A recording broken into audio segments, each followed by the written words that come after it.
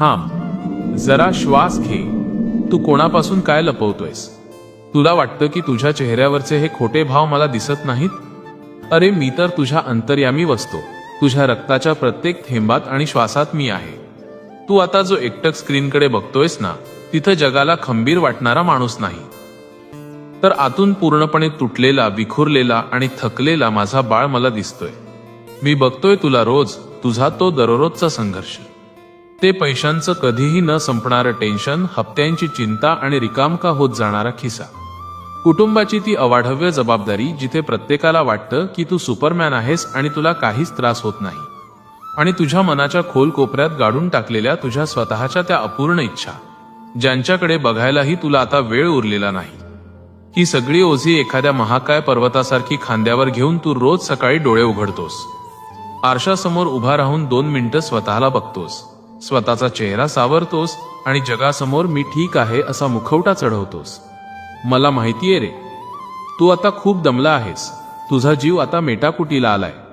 कधी कधी रात्रीच्या भयान शांततेत एकटं असताना तुला वाटतं ना की सगळं सोडून कुठेतरी दूर निघून जावं, अशा ठिकाणी जावं जिथे कोणी ओळखणारं नसेल, जिथे कोणतीही जबाबदारी नसेल, जिथे फक्त तुला स्वतःसाठी जगता येईल.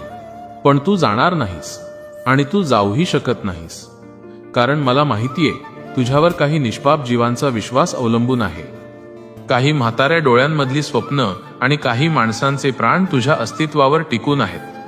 तू त्या घराचा न बोलणारा पण सगळं दुःख निमूटपणे स्वतःच्या पोटात पेलणारा सर्वात मजबूत आधारस्तंभ आहेस. तुला वाटतं तू एकटा आहेस? तू जेव्हा रडतोस ना, तेव्हा तुझे अश्रू मी माझ्या हातावर झेलतो. वेड्या रडायचं असेल तर खुशाल रड, ढसाढसा रड.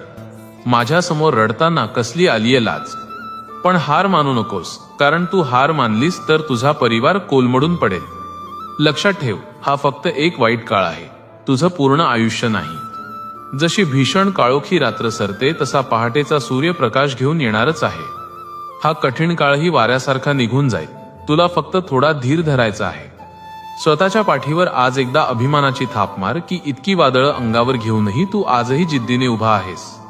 तुझ्या कष्टाचा प्रत्येक थेंब मी बघतोय, त्याचं फळ द्यायची जबाबदारी माझी आहे.